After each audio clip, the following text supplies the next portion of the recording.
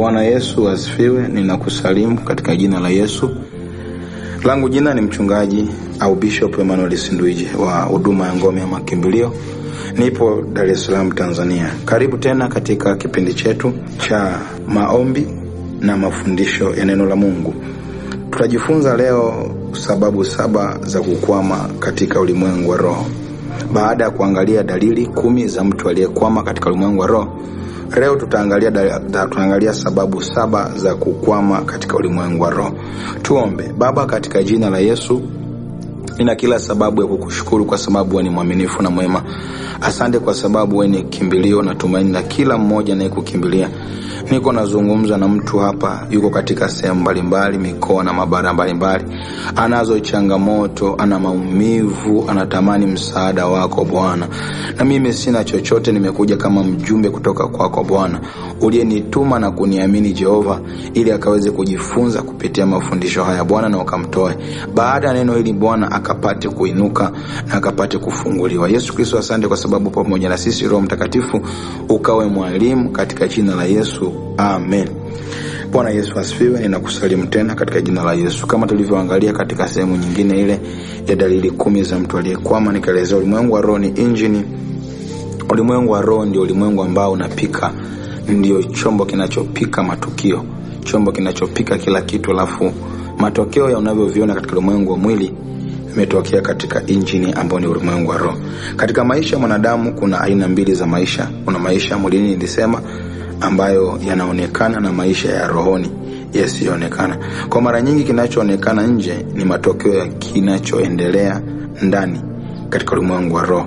Kwa hiyo watu wengi wana bidii, wana ndoto, wanafanya kazi kwa nguvu, lakini bado maisha yao hayasongi mbele. Hii ni kwa sababu kuna kukwama katika ulimwengu wa roho. Tuliangalia kitabu cha Danieli sehemu ile ya kwanza, sura ya 10 mstari wa 12 hadi 13.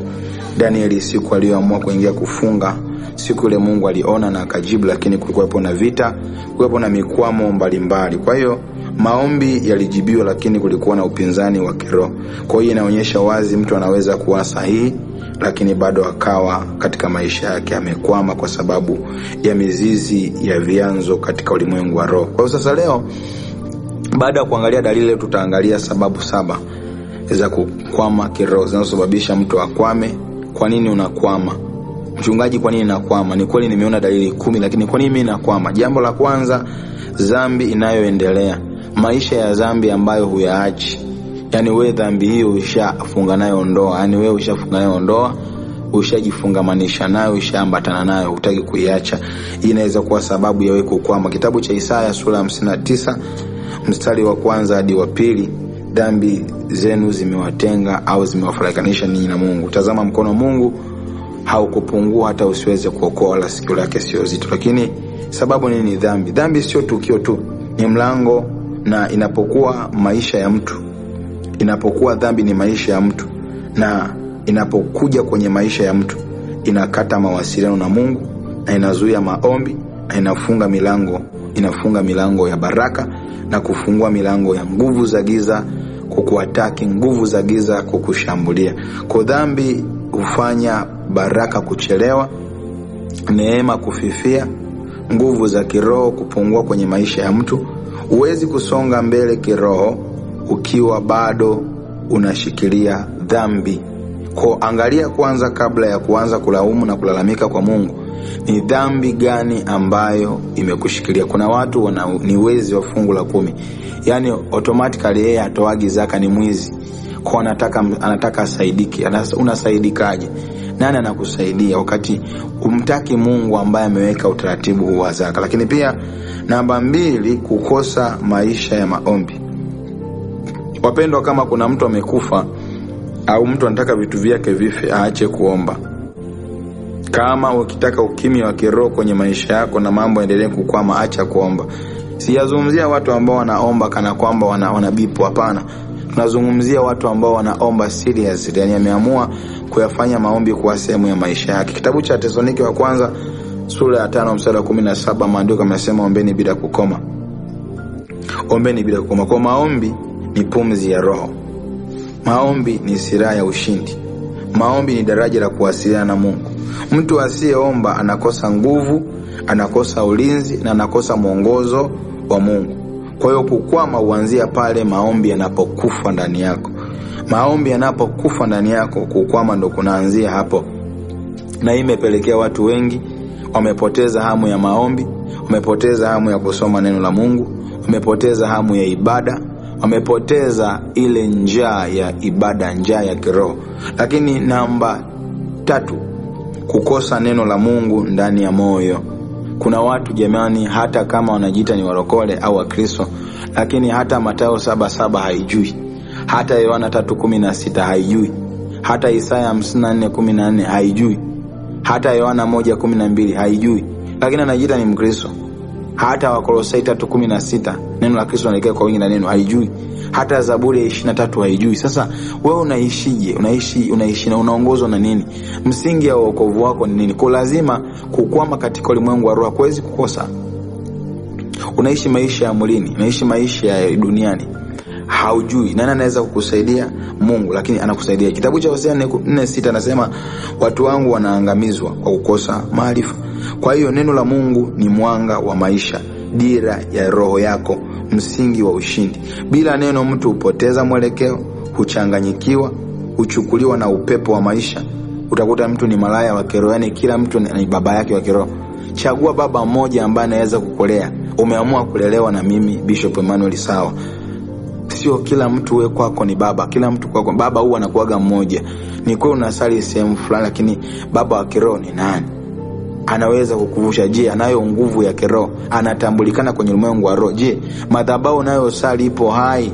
Je, inamwabudu Mungu au nyuma ya hiyo madhabahu kuna vitu vingine ambavyo ni vya siri vya kipepo?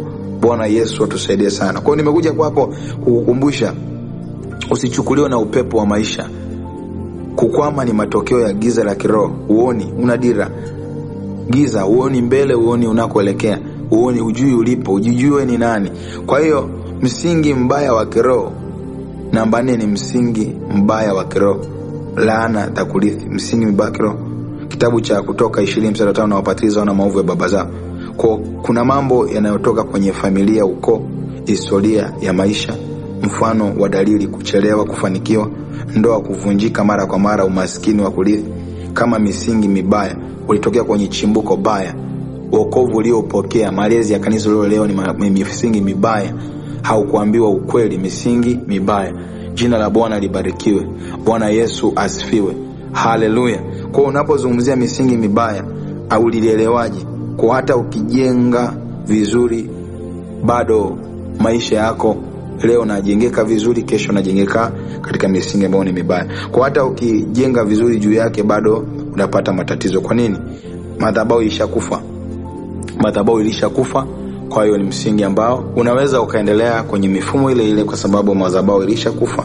Madhabahu iliyokubeba haina nguvu ya Mungu. Kwa hiyo lazima kukwama wakati mwingine kuwepo katika maisha yako, kwa sababu msingi wa madhabahu unayoitumikia, madhabahu ulipo napolelewa, ni misingi mibovu. Namba 5, vita vya kiroho, upinzani wa nguvu za giza. Waefeso 6:12, kushindana kwetu sisi si juu ya damu na nyama, bali ni juu ya falme na mamlaka. Kwa hiyo maisha si kawaida tu, ni uwanja wa vita. Kuna nguvu ambayo lazima ujue zinapigana na mafanikio yako, zinakataa mafanikio yako, zinazuia mafanikio yako, milango ya uharibifu, zinapingana na hatima yako. Vyote hivi lazima ujue kwamba unahitaji msaada wa kiroho. Kwa kukwama wakati mwingine si kosa lako, ni vita. Kwa lazima upigane. Kuna Mkristo hapendi kupigana vita. Ni Mkristo yeye anaishi maisha ya liturujia, maisha ya dini, maisha ya udhehebu. Maisha ya udhehebu na ya dini hayawezi kukusaidia. Kwa lazima ujaribu kujua kitu ambacho watu wengi hawana, ni kukagua mahali alipo, mahali anaposali. Ni kweli mchungaji ana jina kubwa, sawa. Ni kweli kuna watu wamejaa hapo, sawa, lakini nyuma ya utumishi wa hiyo madhabahu ni Mungu wa kweli au kuna vitu gani vinavyoendelea? Kwa lazima uangalie. Nimekutana na kesi nyingi za watu wanasali makanisa makubwa yanayojulikana, watumishi wanajulikana, sasa unakuta yule mtu naye hajui, lakini nyuma ya hiyo madhabahu kuna uwepo wa roho za kipepo, sio Mungu aliyoko hapo. Watu wamekuja kwa jina la Yesu, lakini hawamtumikii Yesu. Wamekuja kwa mifumo ya kuhubiri injili za kuonekana kwamba wanamtumikia Mungu, lakini nyuma ya hicho wako kwa Yesu. Lazima uwe makini katika kupigana vita vya kiroho.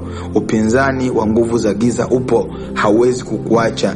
Na ukiona unapigana vita, ukiona unashambuliwa, ukiona unapata ataki, wewe ni mtu mkuu, wewe sio wa kawaida. Shetani hapambani na mtu wa kawaida. Shetani hapambani na mtu ambaye hana kitu ndani yake. Ndio maana lazima niseme na wewe ambao umekata tamaa, umevunjika moyo, kwamba amka, nyanyuka, upigane vita. Acha kulaumu, acha kunungunika. Manunguniko yanampa shetani nafasi ya kuendelea kukupiga. Kwa nini upige? Kwa nini uonewe?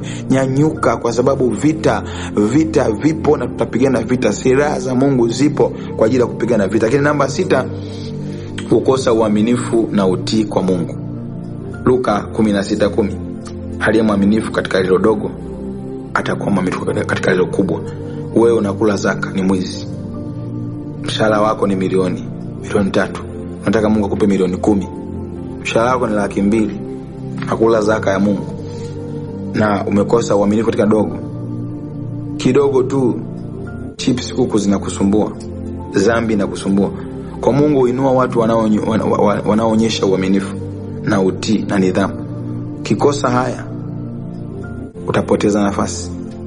Kikosa haya unapoteza baraka, unachelewesha baraka zako. Kukwama utokea pale mtu anapopuuzia maagizo ya Mungu. Usisahau hilo. Unapopuuzia maagizo ya Mungu, unapopuuzia sauti ya Mungu. Sauti ya Mungu ni watumishi wa Mungu wanaohubiri. Kama mimi ninavyokutia moyo na kukwambia, kwa mnapopuuzia ile dogo ambalo unaliona ni la kawaida. Kwa vile leo kuna watu wanafanya dhambi kubwa, dhambi ndogo, muongo, anazungumza uongo, kosa uaminifu. Mavazi yanayovaa ni mavazi yanayoshawishi watu kufanya zinaa. Amebeba na roho ya ukahaba, roho ya uzinzi, roho ya zinaa, na hajui. Kwa hiyo yupo tu na haelewi. Anaona ni kitu cha kawaida. Lakini lazima nikuambie, niseme na wewe, kwa sababu hujui maisha yako, hatima yako ni ipi. Ndio maana nasema kukwama kiroho, angalia na afya yako ya kiroho kwanza. Maisha yako, nidhamu yako, jinsi ulivyo, haviendani kabisa na maisha ulionayo. Haviendani kabisa na wokovu wako. Kwa afya yako ya kiroho, ni kweli unaomba sana, lakini shughulika na kikwazo cha kwanza ambacho ni dhambi kwenye maisha yako. Ukishughulika na kikwazo cha kwanza ambacho ni dhambi kwenye maisha yako, itakufanya uweze kuvuka. Mungu anasikia, Mungu anafanya, na Mungu anafungua. Lakini Mungu akufikishi mahali pa level fulani. Ikiwa tumepata fedha kidogo tayari, wewe maisha yako ni maisha ya kuadha dhambi, uweze kuinuka. Lakini ukiangalia sababu nyingine, sababu ya 7, kuishi bila maono na malengo ya kiroho. Kuishi bila maono na malengo ya kiroho. Mithali 29:18, pasipo maono watu huacha kujizuia. Kwa hiyo maono ni dira ya maisha, mwongozo wa hatima. Bila maono unaishi bila direction. Unaishi unapoteza muda, unaishi kupoteza muda. Unarudia makosa. Kwa kukwama ni matokeo ya kuishi bila kusudi. Kuishi nje ya kusudi, kuishi bila maono. Kwa kukwama kiroho si bahati mbaya, ni matokeo ya maisha ya ndani, hali ya kiroho, vita visivyoonekana. Kwa lazima ujue, kwa kila kukwama kuna sababu. Hakuna kukwama ambako hakuna sababu. Na kila kukwama kuna sababu na suluhisho linapatikana. Lakini lazima ujue kwamba maisha yako yanampendeza Mungu. Maisha yako katika mfumo wa Mungu. Amka, anza upya. Usiruhusu shetani acheke. Usiruhusu maadui zako wakucheke. Amka, jitie nguvu. Acha kulia, futa machozi. Unaweza kunyanyuka tena. Unaweza kujaribu tena. Unaweza kufanikiwa. Wangapi ambao walianguka? Yaani mtu anayeanguka anaweza kunyanyuka tena. Biblia inasema usifurahi adui yangu niangukapo nitasimama tena. Kwa kuna wakati, kuna matumaini ya mti kukatwa, kuchipuka tena. Hata kama na machipukizi yake huwa hayawi kama mwanzo. Tunaelewa kiukata mti, matawi yanayoanza kunyanyuka sio tawi moja. Kwa sababu tayari wewe ni kama mbegu. Wewe ni mtu wa muhimu sana. Ungelikuwa una muhimu singekuwa unaishi. Ungekuwa una umuhimu singekuwepo. Hajalishi umezunguka makanisa mangapi, umeenda wapi na umeombewa na watumishi wangapi. Lakini nataka kuhakikishia kwamba inawezekana kabisa mambo yakakaa vizuri na Mungu akakuinua. Inawezekana ukavushwa kabisa katika hiyo changamoto unayoipitia. Kwa hiyo ninakutia moyo ya kwamba inuka tena we baba, inuka tena we mama. Jaribu tena. Haina haja ya kuruhusu kwenye ulimwengu. Ndio maana nimepo hapa kukutia moyo. Ndio maana nipo hapa kukunyanyua tena wewe uliyevunjika, moyo uliyekata tamaa. Niko hapa kufanikisha kwa jina la Yesu. Niko hapa kukushika mkono, kukukokota. Ndio maana nasema amka, amka.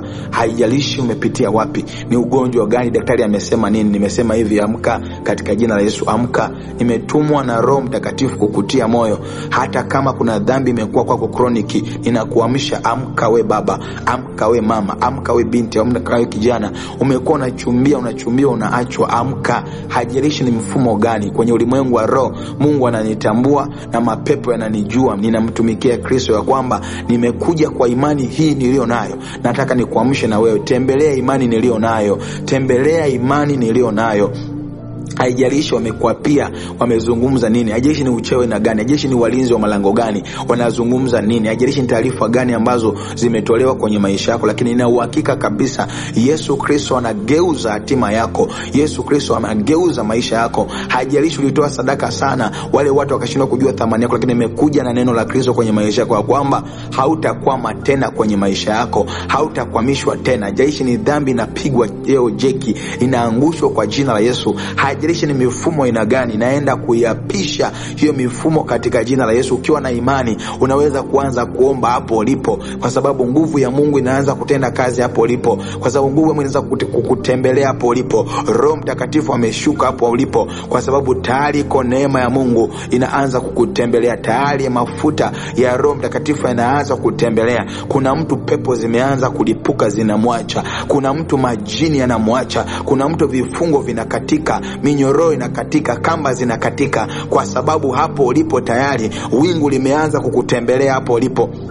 Mungu amekutembelea. Ulikosa mtu kukutoa kwenye hilo shimo, ulikosa mtu kukutoa kwenye birika. Yule mtu akasema, Mungu sina mtu. Yesu akamwambia, je, wataka kupona? Akasema, mimi sina mtu wa kunitia birikani maji yanapotibuliwa. Huenda umekuwa kama yule mtu wa birika pale Bethesda, ambaye alikuwa hana mtu. Mungu alikuwa ametokea. Huenda wewe unapoomba unaona tu matatizo, unaanza kuona historia na changamoto. Nisikiliza, Yesu anakuuliza hapo ulipo, je, unataka kutoka kwenye hiyo vita? Unataka kutoka kwenye hiyo mikwamo? Anaenda kukutoa. Haijalishi, acha kuangalia umepita sehemu gani, umepitia changamoto gani, umeumizwa mara ngapi, umeteseka mara ngapi, hali ya kiroho ikoje, lakini nimekuja kukutia moyo ya kwamba inawezekana kabisa kuinuka hapo ulipo. Nami nataka nikunyanyue, nataka utoke mahali ulipo hapo ulipo katika jina la Yesu. Haijalishi ni miungu, ni falme za giza, ni roho za aina gani ambazo zimesimama kwenye maisha yako. Haijalishi walitabiri nini kwenye maisha yako, nimekutabiria mema, inuka. Nimekutabiria mema, inuka. Wenda ulikosa baba wako kunyanyua, nimetumwa majira haya kwa ajili yako. Haijalishi uko balagani, uko mkoa gani, uko nchi gani, lakini natangaza uhuru wako katika jina la Yesu. Natangaza uzima katika jina la Yesu. Pokea neema tena upya. Ulikosa kibali, ulikosa kuinuliwa, ukakosa neema. Nasema hivi, kuna favor ya Mungu inatokea kwenye maisha yako katika majira haya. Sijui audio hii au mahubiri yao umeyapata saa ngapi, muda huo uliopata, iwe ni usiku, ni mchana au asubuhi, na nisikiliza kokote ulipo, umepata utulivu. Ribo shanda rabasika rabakolia, ninakufungua katika jina la Yesu. Shana makarabakolia, katika jina la Yesu Kristo. Baba, ninamfungua mtu huyo ambaye ameshikiliwa na jeshi la giza, amepewa vyakula, ameyatakiwa, amewekwa kwa mawindo ya adui. Kana marabashaka, ninamtoa katika jina la Yesu. Ninamtoa katika jina la Yesu. Kila aina ya mikataba na roho za giza na kila aina ya mifumo ya kuzimu, ninamtoa huyo ambaye ameshikiliwa na hiyo changamoto, ameshikiliwa na ugonjwa kwa muda mrefu, ameshikiliwa na hiyo tatizo kwa muda mrefu. Rikarabashanda barabako, reketekerebashanda bakoria, katika jina la Yesu. Kila aina ya roho chafu na mikataba ya kuzimu, ninabomoa kwa moto lao kwa jina la Yesu Kristo. Ninaangusha mifumo yote ya kuzimu kwa jina la Yesu Kristo. Ninapiga kila roho ambazo zimesimama juu ya maisha yako, ninazipinga kwa moto. Rikana marabashaka, rekerebarabasika rabakolia. Kwenye ulimwengu wa roho lipokwama na kuchomoa kwa jina la Yesu Kristo. Kibali kilichopotea, haijalishi ni nyota ni nini kilichoibiwa, malango yako ya nyota ninayafungua. Ninakufungulia neema sasa, ninakufungulia baraka zako sasa. Haijalishi uliota ndoto gani, uliona nini. Rikarabashanda barabako, roko sika rabasika yanda rabasika, reketekerebo shana maka, yekedeba shana karaba. Kwa jina la Yesu ninakuchomoa we baba, ninakuchomoa we ambao umekusingizia hiyo kesi. Rakana maraba, ninakutoa kwenye hiyo shida, ninakutoa kwenye hiyo changamoto. Unachomoka, we pepo unapigwa, we nguvu za giza unapigwa, we mkuu wa anga unapigwa. Achia maisha yake, achia hatima yake, achia roho yake. Shakada baraba shederebolie mashata. Wenda umekata tamaa, uko sehemu na hangaika, uko sehemu na waza, wenda umeachwa na mume, wenda umeachwa na mke, umetelekezewa familia. Nataka nikutie moyo ya kwamba Yesu hajakuacha. Hata kama wote watakuacha, Yesu hajakuacha. Yesu yuko pamoja na wewe. Yesu yuko hapo ulipo, kokote uliko unakonifuatilia. Rikarabasha rekede baraba rakamanda baka rekatatata rakatatapa rakatakapa ritatatapa yekene makarabasika. Kwa jina la Yesu Kristo inapindua kila kalenda za kichawi, kalenda za kipepo kwenye ulimwengu wa roho. Waliandika nini mimi sijui, nacho kijua Yesu anaweza yote. Walikuandikia nini mimi sijui, nafuta kilichoandikwa. Waliandika mauti, naandika uhai. Waliandika kifo, naandika uhai. Waliandika mateso, naandika neema. Uwe huru sasa, ufunguliwe huru sasa, uwe hai sasa katika jina la Yesu. Natuma moto wa Roho Mtakatifu hapo ulipo sasa, funguliwa hapo ulipo. Hizo pepo zinakuachia, majini yanakuachia, nguvu za giza zinakuachia. Kokote unakoumwa kamata, unapoumwa popote ambapo pana shida kamata. Kuna viwete unatembea hapo ulipo, walipata ajali, ulipata ajali ukakosa kwa shida kutembea vizuri, uponyaji ukachelewa, ni pressure, ni kansa. Rakana maka rede baba baba shaka, na achilia uponyaji, na achilia uponyaji. Yesu yuko mahali hapo. Ni ugumba, pokea uzao, ni ugumba, pokea uzao. Rakana makapa rakana mashaka rakada bakolia. Kwa jina la Yesu, kalenda za kipepo zinaachiwa, zinapigwa, zinaachia. Walitabiri mauti yako, hawakujua ya kwamba uko pamoja na Yesu. Hawakujua ya kwamba Yesu ni kimbilio lako. Hawakujua ya kwamba Yesu anakupenda. Hawakujua ya kwamba Yesu anakutunza. Hawakujua ya kwamba wewe ni zao la Mungu.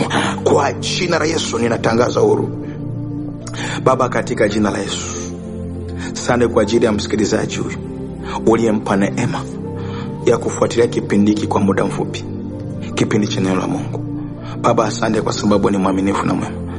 Asante kwa sababu ni kimbilia katika kipindi hiki cha hakuna gumu kwako. Baba, asante kwa ajili ya mafunzo haya aliyojifunza na maombi ya muda mfupi. Baba, ninaamini kuna mahali umemvusha na kuna mahali umemtendea mambo makuu. Libarikiwe jina lako na kutukuzwa Yesu Kristo. Asante kwa sababu ni mwaminifu na mwema. Asante kwa sababu umetenda kwa utukufu wako, katika jina la Yesu Kristo. Amen. Ndugu msikilizaji, Mungu akubariki wewe ambaye umekuwa ukitufuatilia katika kipindi hiki cha hakuna gumu kwa Mungu, kipindi cha mafundisho neno la Mungu. Na ikiwa una changamoto na una shida yote ambayo inakusumbua, unataka maombi, unataka ushauri, unaweza kunipigia kwa namba 0742 095599 0742 lakini pia 0789 95 0580 0789 95 0580. Na wewe ambaye uko katika nchi zingine popote, unaweza kuanza na +255, anza na alama ya kujumlisha 255 alafu unafuata namba zote zingine. Mungu akubariki, Mungu utende mema. Unaweza unipigia kwa ajili ya ushauri na mambo mengine. Karibu na Mungu akubariki. Barikiwa.